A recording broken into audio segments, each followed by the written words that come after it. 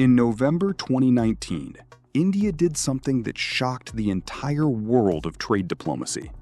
It walked out of the Regional Comprehensive Economic Partnership, the largest trade deal in Asia, covering 15 nations and more than 30% of global GDP.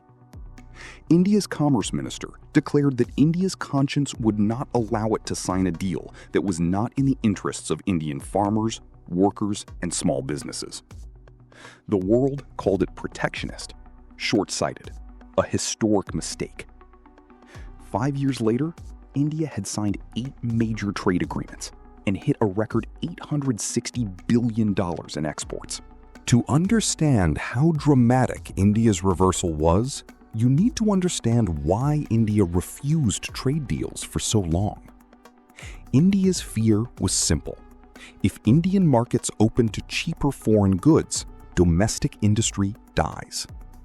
India had watched what happened when it signed early free trade agreements with ASEAN and South Korea in the 2000s.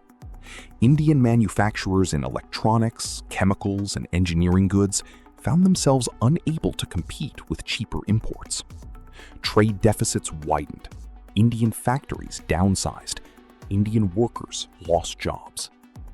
The lesson India drew was that free trade benefits the more competitive partner, and India was not yet competitive enough to open up fully.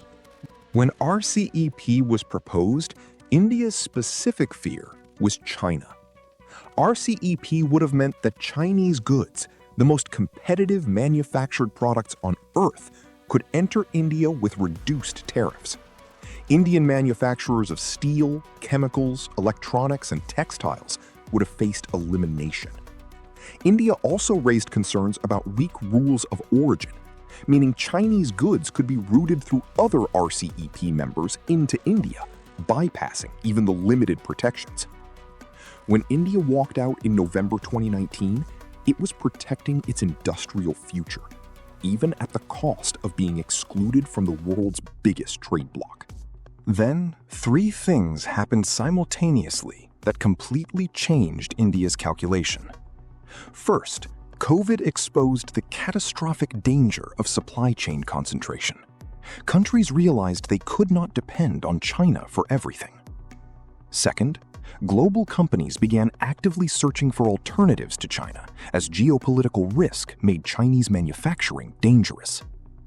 Third, India's Make in India program had matured enough that Indian manufacturers in electronics, pharmaceuticals, textiles, and engineering goods were now genuinely competitive. India's position changed from "we cannot compete, so we must protect" to "we can compete, but we need markets to compete in." Trade deals stopped being a threat. They became the opportunity. India moved first and fastest with the United Arab Emirates. The India-UAE Comprehensive Economic Partnership Agreement was signed in February 2022 and entered into force just 88 days later, the fastest implementation of any major trade deal India has ever negotiated. The UAE immediately eliminated duties on 97% of Indian products, covering 99% of India's export value to the UAE, giving Indian goods immediate free access to one of the world's most important trading hubs. The results were dramatic. India's bilateral trade with the UAE nearly doubled, from $43.3 billion in FY 2020-21 to $83.7 billion in FY 2023-24. Indian exports to the UAE grew from $28 billion to $36.6 billion, a gain of over $8.5 billion in 3 years. Gems and jewelry, textiles, engineering goods, and pharmaceuticals all saw massive growth. The UAE became India's second largest export destination. 2 months after the UAE deal, India signed a trade agreement with Australia. The India-Australia Economic Cooperation and Trade Agreement was signed in April 2022 and entered into force in December 2022. Australia's commitment was historic. It granted preferential market access on 100% of its tariff lines, with 98.3% going duty-free immediately. From January 2026, every single Indian export to Australia enters with zero duty. The impact on trade was immediate. India's exports to Australia more than doubled, rising from $4 billion in FY 2020-21 to $8.5 billion in FY 2024-25.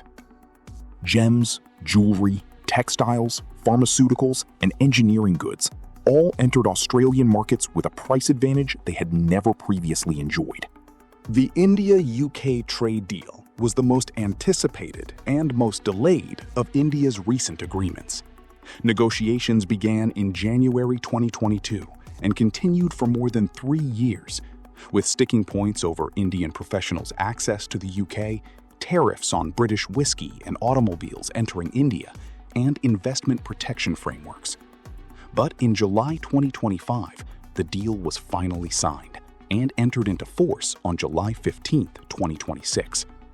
The UK agreement covers goods, services, investment, and intellectual property, with tariff reductions on industrial and agricultural products and improved access for Indian IT professionals and services exporters.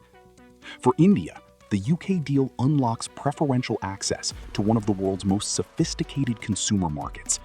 And for the UK, it secures deeper supply chain ties with one of the world's fastest-growing major economies. If the UK deal was anticipated, the EU deal was historic. India and the European Union began negotiating a free trade agreement in 2007. They suspended talks in 2013. They resumed in 2022. And on January 27, 2026, at the India-EU Summit in New Delhi, they concluded the agreement after nearly 2 decades of effort. The EU committed to eliminating import duty on approximately 90% of Indian goods on day 1 of implementation, rising to coverage of 99.5% of items India exports by value. For a continent that collectively represents the world's largest trading bloc, this is extraordinary market access.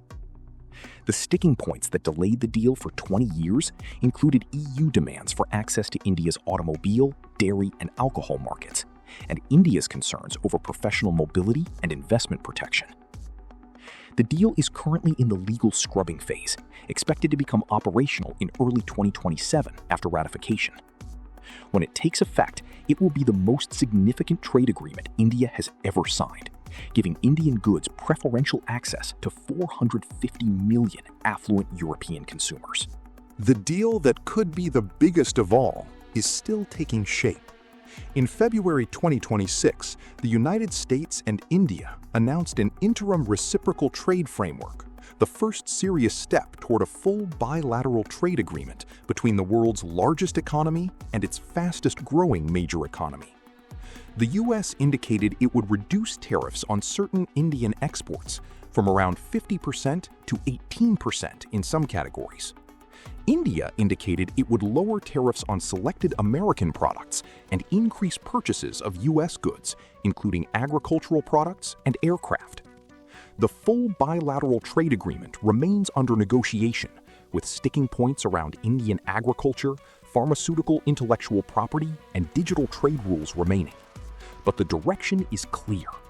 India and the United States, the 2 largest democracies, are building an economic partnership to match their strategic one. The combined result of India's trade deal revolution is now visible in the export data. India's combined goods and services exports reached a record $860 to $863 billion in FY 2025-26, the highest in India's history. Merchandise exports alone reached approximately $441.8 billion. Services exports, led by IT, business process management, and financial services, reached approximately $421.3 billion.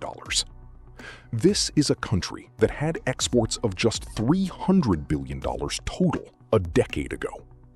In FY 2025-26, India exported more in services alone than it exported in everything combined just 10 years earlier.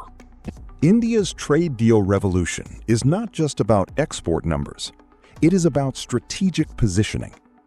Each trade deal locks in a relationship with a major partner that goes beyond commerce. The UAE deal embedded India at the center of Gulf financial and trade flows. The Australia deal deepened the Quad economic dimension alongside the security one. The UK deal restored the most important post-imperial economic relationship on new terms of equality. The EU deal gave India preferential access to the world's largest trading bloc, something no non-European country has achieved to this extent. And the US framework, when complete, will connect the world's two largest democracies in the most comprehensive economic agreement in history. China has no free trade deal with the EU. China has no free trade deal with the UK. China's trade relations with Australia collapsed in 2020. India is building the trade architecture that China cannot access. In 2019, India stood outside the world's biggest trade bloc and said no. That decision was not weakness, it was strategy. India was buying time to prepare its industries for the moment it could compete, and choosing partners carefully rather than rushing into an arrangement dominated by China. 5 years later, India had signed 8 trade agreements with partners that collectively represent more than 40% of global GDP. It had unlocked zero-duty access to Australia, near-zero access to the UAE, and is approaching similar access to the EU, the world's largest consumer market. It had hit record exports of $860 billion. And it had done all of this while maintaining strategic autonomy, trading with the West while sharing BRICS, maintaining ties with Russia while deepening the Quad. India did not just sign trade deals. India signed the right trade deals at the right time with the right partners. That is not just trade policy. That is statecraft.